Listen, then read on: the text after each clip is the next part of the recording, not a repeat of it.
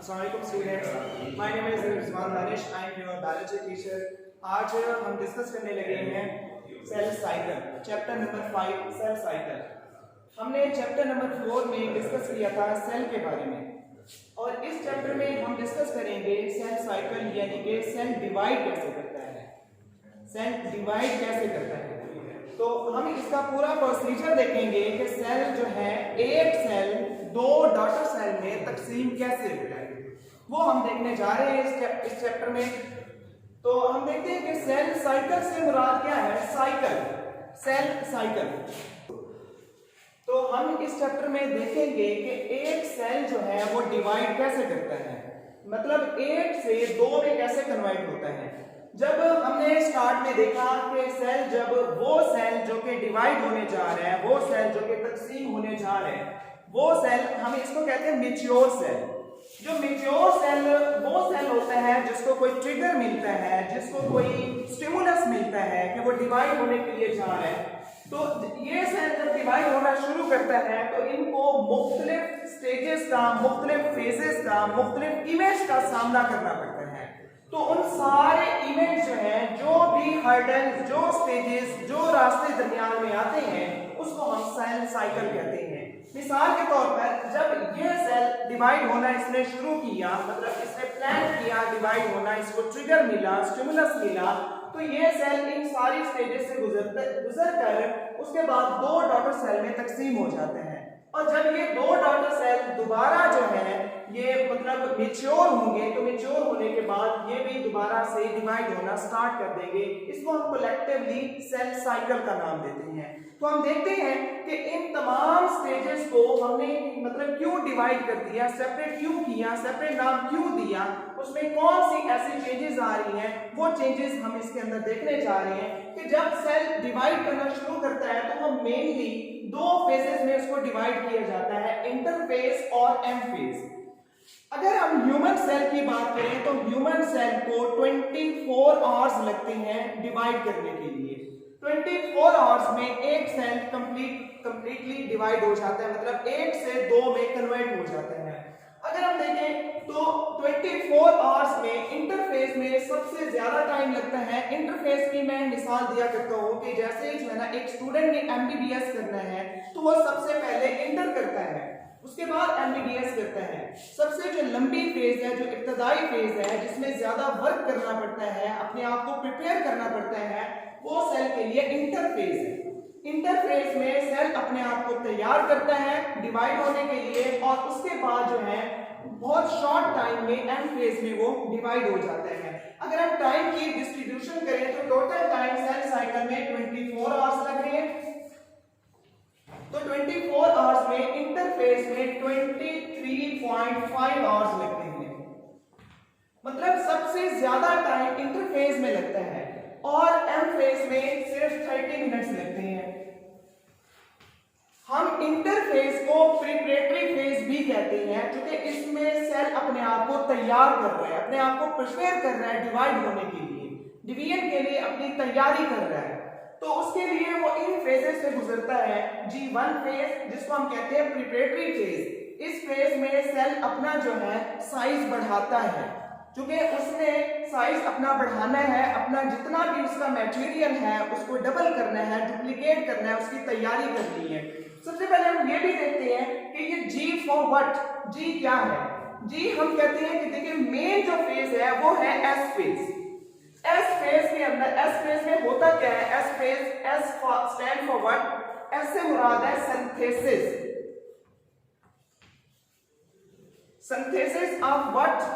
इसके अंदर डीएनए की सिंथेसिस होती है, डीएनए की कॉपियां तैयार होती हैं।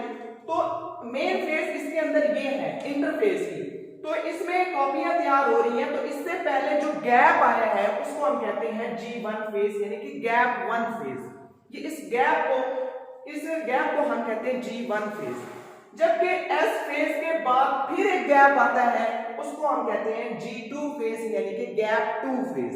मेन जो फेज होगी वो है S फेज, जिसके अंदर सेल जो है डीएनए की रेप्लिकेशन करेगा, कॉपियां तैयार करेगा, जेनेटिकल मटेरियल को डबल करेगा।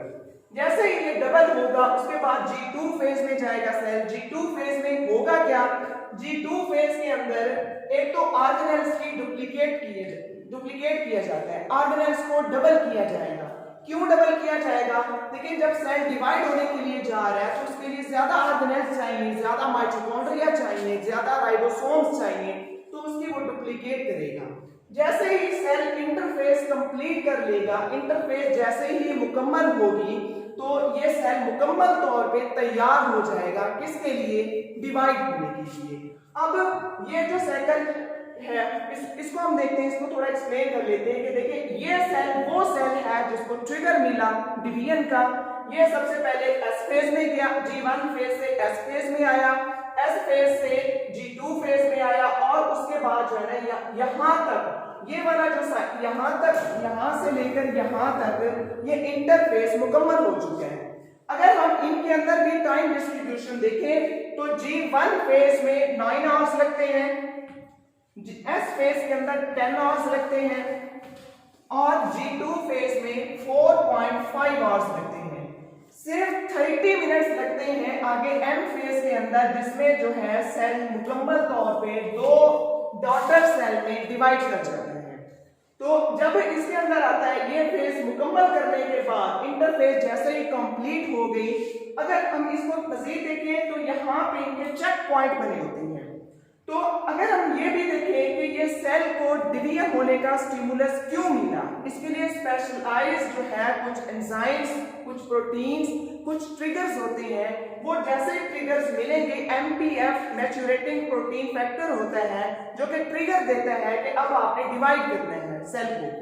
जैसे इसको ट्रिगर मिला तो ये एस फेज में जाएगा। यहाँ पे कुछ चेक पॉइंट्स आते हैं, वो चेक पॉइंट्स ये होते हैं कि इसको क्लियर किया जाता है कि क्या G1 फेज के अंदर जो काम उसको सौंपा गया था वो मुकम्मल तौर पे हुआ है या नहीं हुआ। अगर हुआ है तो उसको एस फेज में भेजा जाता है, वरना नहीं भेजा जाता। तो अगर नहीं भेजा जाएगा तो फिर किधर जाएगा सेल, तो वो सेल जो है G0 फेज में चला जाएगा। G0 फेज से मुराद ये है कि वो डिवीजन को डिवाइड करना बंद कर देगा, वो सीज हो जाएगा, स्टॉप हो जाएगा। अगर उसको ट्रिगर मिल जाता है आगे जाने का, ये चेक पॉइंट उसको क्लियर कर देता है, तो वो सेल एस फेज में चला जाता है, डुप्लीकेशन करता है। जैसे ही ये डुप्लीकेशन मुकम्मल कर लेता है उसके बाद जाता है G2 फेज में। लेकिन G2 फेज में तब तक नहीं जाएगा जब तक इस चेक पॉइंट से उसको नहीं पास आउट किया जाएगा। ये बहुत इंपॉर्टेंट चेक पॉइंट होता है क्योंकि ये वो जगह है, अगर ये चेक पॉइंट यहाँ पे ना हो और यहाँ पे डीएनए की जो डुप्लीकेशन है वो भी सही तरह से ना हो तो कैंसर भी हो सकता है। तो इसीलिए वो इसको इंश्योर करता है ये चेक पॉइंट कि क्या वो डुप्लीकेशन सही हुई है या नहीं हुई। अगर डुप्लीकेशन सही हुई है तो उसको वो पास आउट कर देता है G2 फेज में। जैसे ही सेल G2 फेज में जाता है, G2 फेज को हम प्री माइटोटिक फेज भी कहते हैं क्योंकि ये माइटोसिस से पहले वाली फेज है। जैसे ही ये G2 फेज में आया, अब इसकी इंटरफेस कंप्लीट हो चुकी है। अब ये चला जाएगा एम फेज में। एम फेज में ओनली 30 मिनट्स, सिर्फ 30 मिनट में सेल डिवाइड हो जाएगा। तो हमने इसमें देखा पूरे सेल साइकिल के अंदर के सेल जो है इसके अंदर तैयारी करता है डिवाइड होने के लिए। तो इसको मैं एक दफा समराइज कर देता हूँ कि आज हमने क्या डिस्कस किया। आज हमने ये देखा कि एक सेल जो 1 से डबल में डिवाइड होता है तो वो उसका पूरा प्रोसीजर क्या है, वो किन फेजेस से गुजरता है, किन स्टेजेस से गुजरता है, किन इवेंट से गुजरता है, उसको हमने डिस्कस किया कि उसमें जब एक सेल को 2 में डिवाइड करना हो तो वो क्या करता है, पहले इंटरफेस में जाता है फिर एम फेज में। इंटरफेस का जब मरहला आता है, वैसे देखा जाए तो सेल जाता कहीं नहीं, एक ही जगह पे होता है, लेकिन जो चेंजेस आती हैं उसके अंदर उसको हम फेजेस का नाम दे रहे हैं। तो G1 फेज जिसके अंदर प्रिपरेशन की जाती है, S फेज जिसके अंदर सिंथेसिस फेज डीएनए को रेप्लिकेट किया जाएगा और G2 फेज के अंदर इसकी ऑर्गेनेल्स को डुप्लीकेट किया जाएगा और प्रोटीन्स बनाए जाएंगे।